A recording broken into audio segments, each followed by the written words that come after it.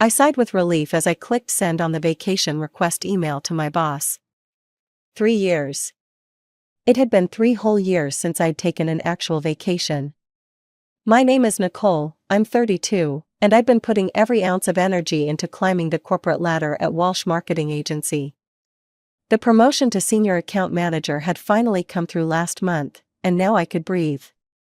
10 whole days, I whispered to myself, scrolling through beach destinations on my laptop. The thought of sand between my toes and nothing more pressing than which cocktail to order next made me giddy. My phone buzzed with Mom's weekly reminder, family dinner tomorrow, 5 p.m., don't be late.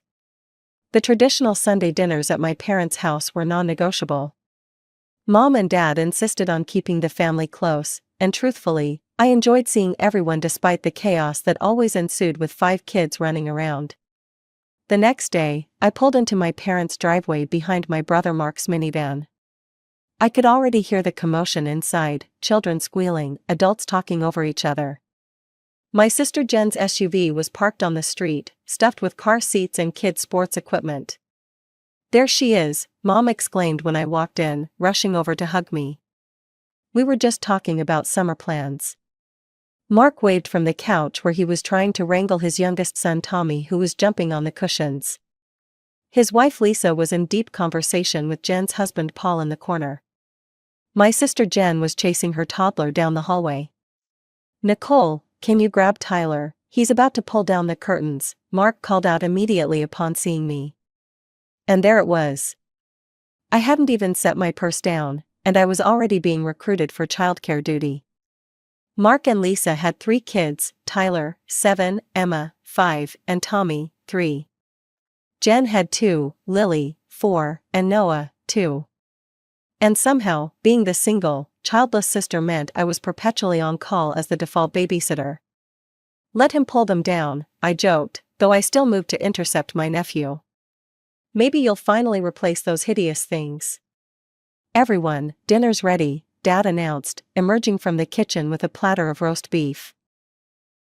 We all scrambled to get the kids settled, a chaotic dance of booster seats, sippy cups, and negotiations about who would sit where. Eventually, when everyone was settled and the food was being passed around, I decided to share my news. So, I finally put in for vacation time, I announced between bites of mashed potatoes. 10 days, starting in 3 weeks, I'm thinking somewhere tropical. The table went quiet for a moment before erupting into excited chatter. What timing, Dad exclaimed. We were just talking about a family vacation this summer. Mark leaned forward, we'd been planning a trip to Florida. The kids have been begging to go to the theme parks. We should all go together, Mom clapped her hands together. Nicole, you have to come with us. I froze mid-bite. This was not how I had imagined my first real vacation in years, surrounded by family, with the inevitable responsibility of watching the kids while everyone else relaxed. I don't know, I hesitated, I was kind of looking forward to some alone time. Alone time? Jen looked at me like I'd suggested vacationing on Mars. That's so depressing, Nick, vacations are meant to be shared. Remember that trip to the mountains 4 years ago? I countered. I spent the entire time chasing after Mark's kids while everyone else went hiking. That was different, Lisa chimed in, the kids were younger then. They're still kids, I pointed out. Nicole, Mom reached over to pat my hand. We worry about you being alone all the time, it's not healthy. I'm not alone all the time, I defended myself, I have friends, colleagues. But family is different, Dad interrupted. Besides, when was the last time we all went somewhere together?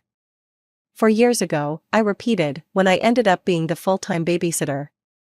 You're exaggerating, Mark said with a dismissive wave, we all pitched in. I raised an eyebrow at him, really? Because I distinctly remember being stuck in the cabin with the kids while you and Lisa went ziplining. We promise it won't be like that this time, Jen said eagerly. We'll take turns with the kids. You won't have to watch them at all if you don't want to. I looked around the table at their hopeful faces. Even the kids seemed excited, though they were more interested in the prospect of a vacation than my participation in it. We've already looked at hotels, Mom added. There's this beautiful resort in Clearwater Beach with pools and activities for the kids.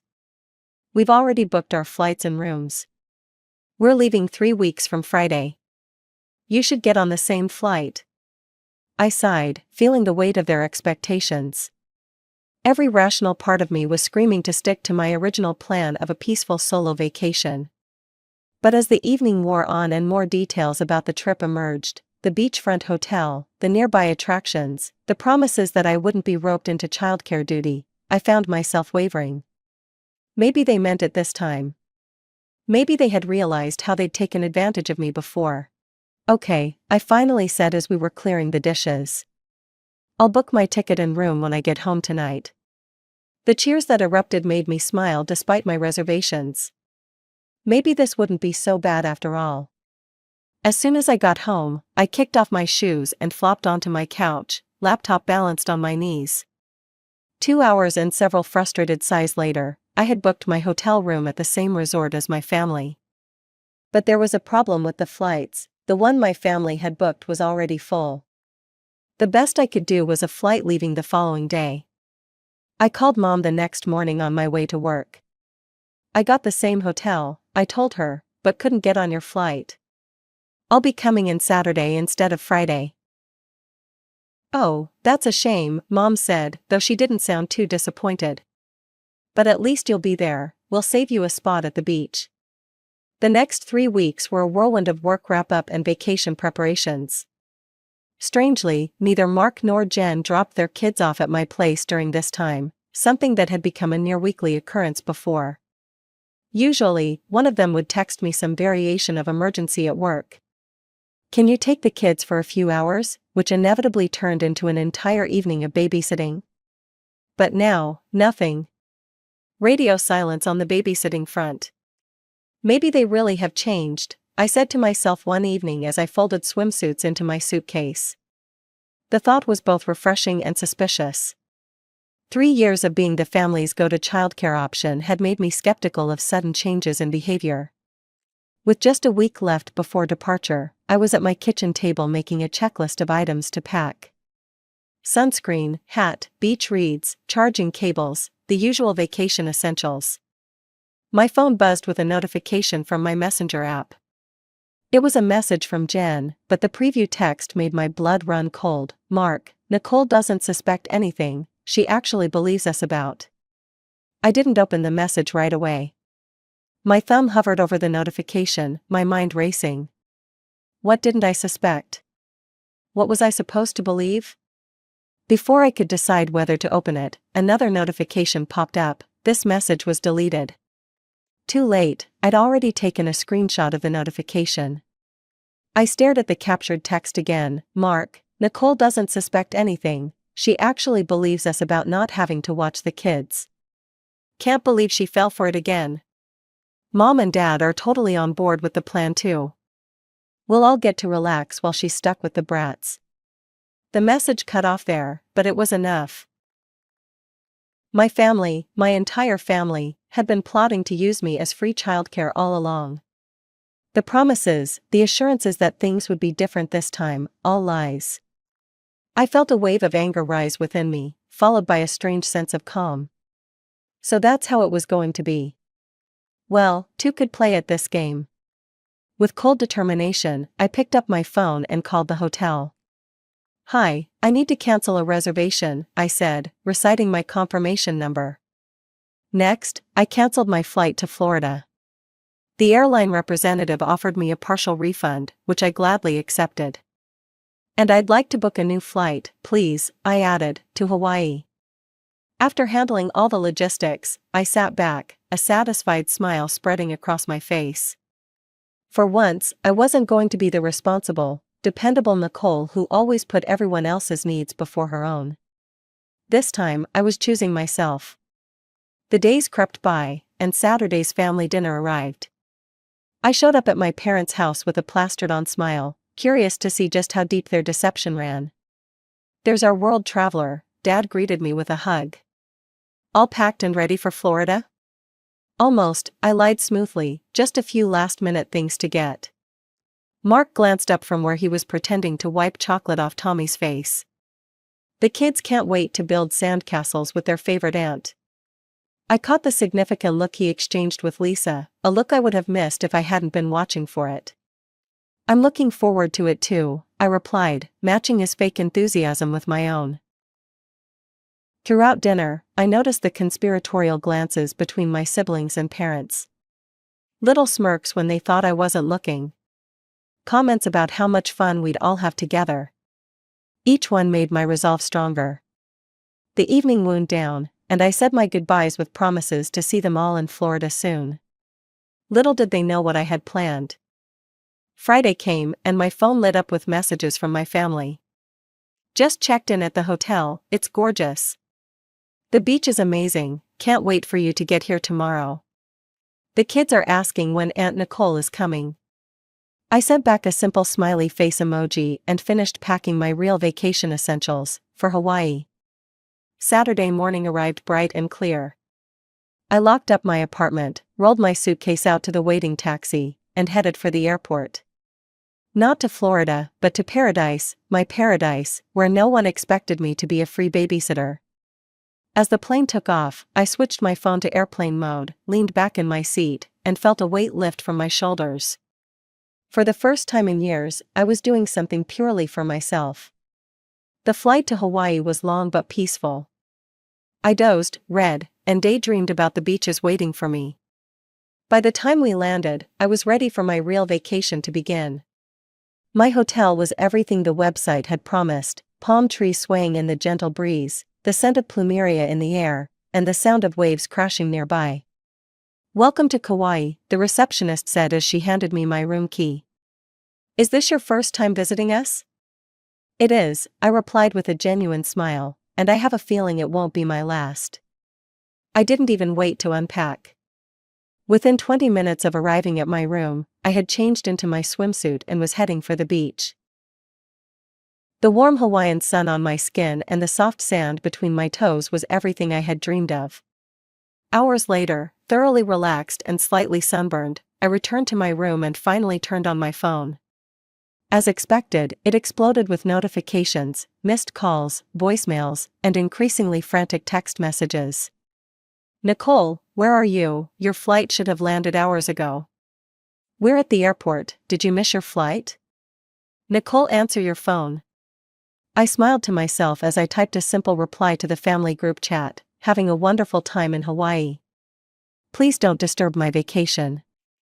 See you all when I get back." I hit send, turned off my phone again, and went to bed, falling asleep to the sound of the ocean and not a single crying child. The next morning, I woke to the gentle sound of waves and birds chirping outside my window, not screaming children or family drama. I stretched luxuriously in my king-sized bed, savoring the peaceful moment before checking my phone. As expected, it was a disaster zone. 37 missed calls, dozens of text messages, and several voicemails. The text messages had evolved from confusion to anger overnight. "Nicole, this isn't funny, where are you? The kids are disappointed, how could you do this? You're being incredibly selfish right now." I rolled my eyes and scrolled through the rest without responding. But when Mom called again as I was sipping my morning coffee on the balcony, I decided to pick up. "Nicole Marie," Mom's voice was shrill with anger, "what do you think you're doing?" "Good morning to you too, Mom," I replied calmly, "I'm enjoying my vacation in Hawaii."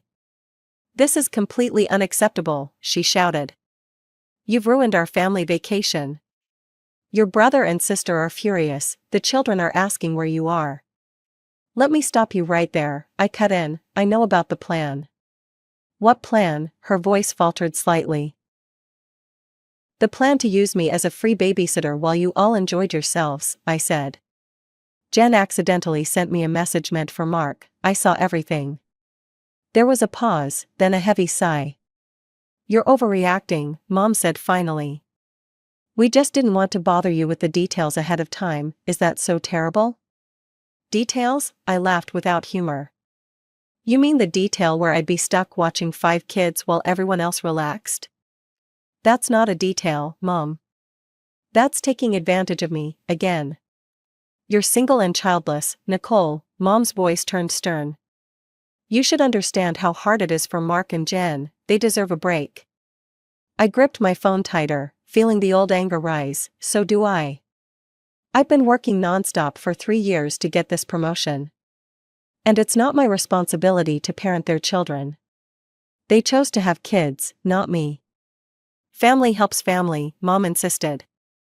No, Mom, what you're describing isn't help, it's exploitation. And the fact that you all plotted behind my back makes it worse. You betrayed my trust. Now you're just being dramatic. Am I? I interrupted, because from where I'm standing, my entire family conspired to ruin my vacation by tricking me into being an unpaid nanny. That feels pretty significant to me. Nicole.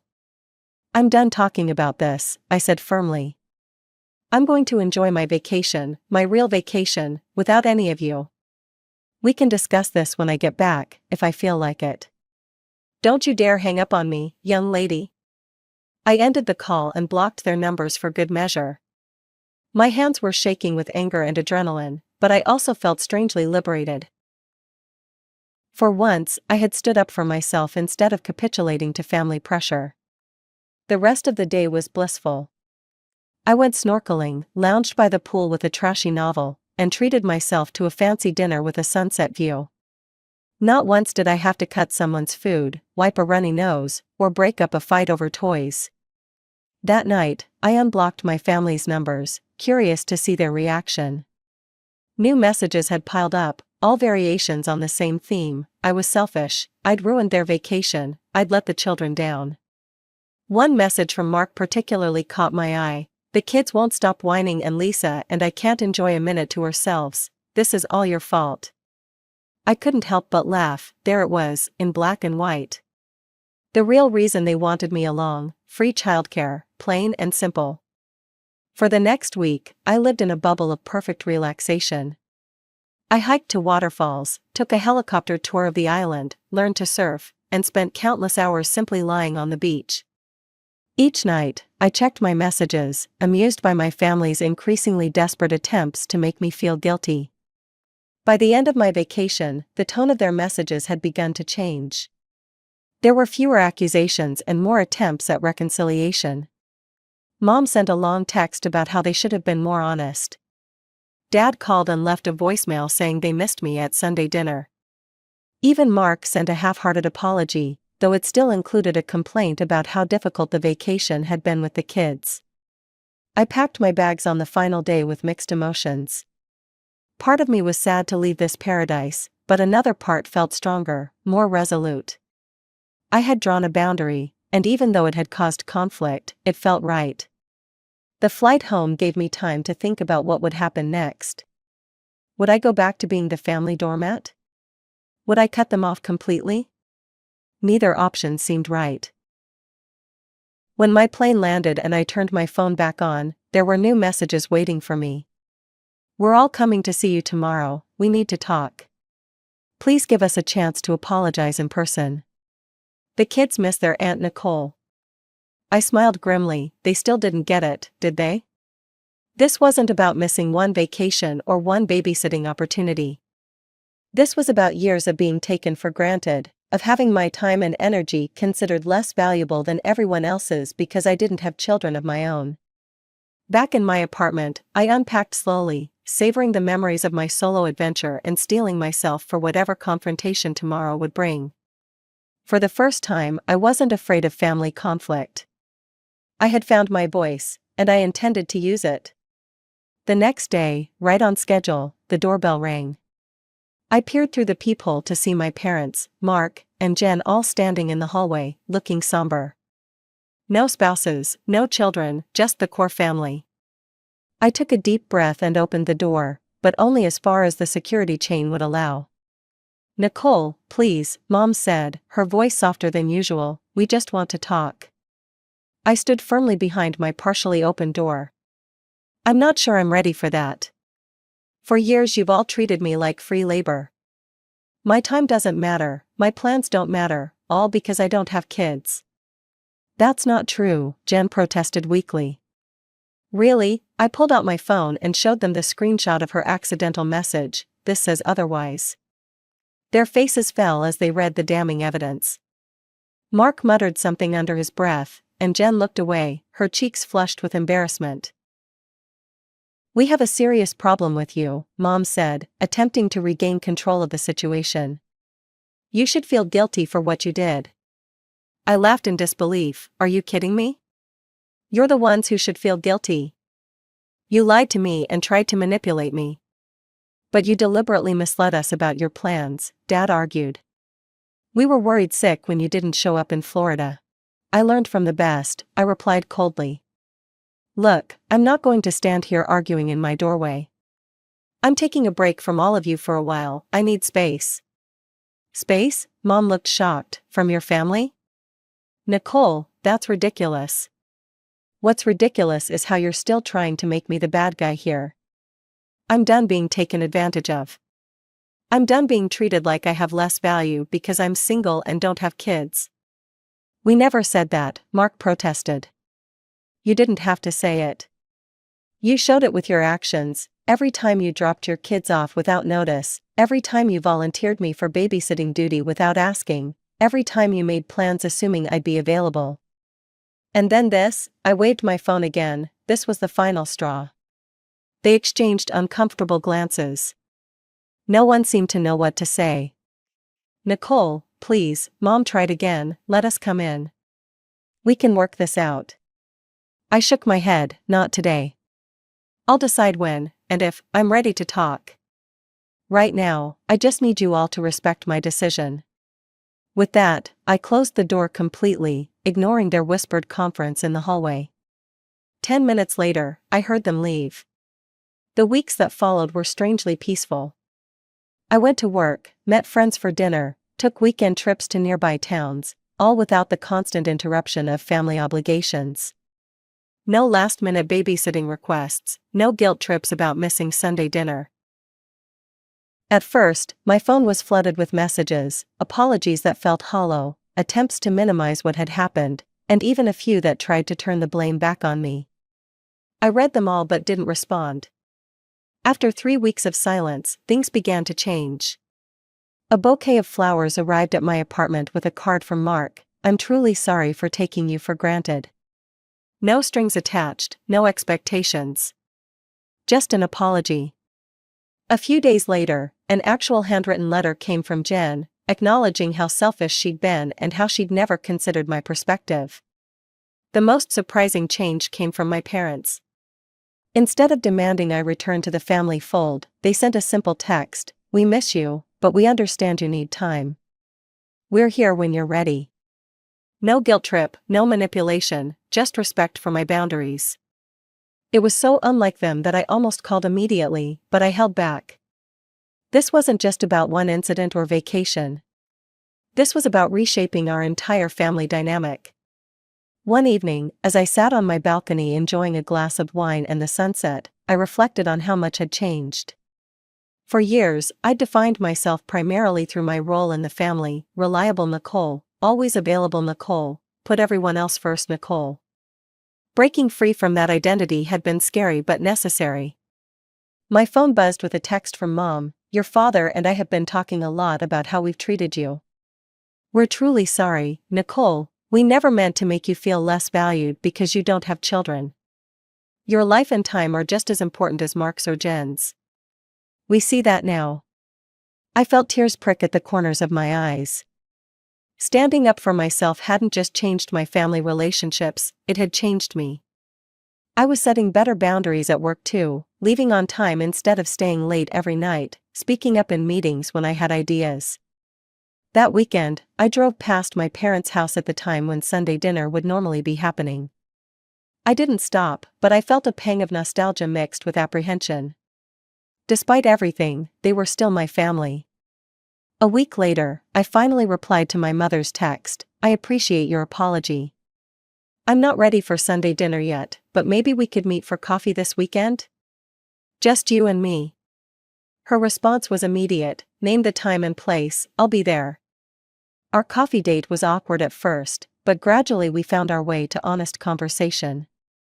Mom admitted that they had all taken advantage of me and promised things would be different moving forward. "We miss you," she said, her eyes moist. "But we respect that you need things to change." "I miss you all too," I admitted, "but I won't go back to how things were." "We don't want that either," she assured me. Mark and Jen have actually started using babysitters, real ones, that they pay. 2 months after my Hawaii vacation, I agreed to attend Sunday dinner again. The atmosphere was different, less chaotic, more respectful. Mark and Lisa kept their kids in check instead of expecting me to do it, and Jen actually asked if I minded helping with Noah's lunch instead of assuming. It wasn't perfect, but it was progress. And as I drove home that evening, I realized that sometimes you have to break something to rebuild it properly. Our family was healing, but more importantly, I was finally being treated as an equal.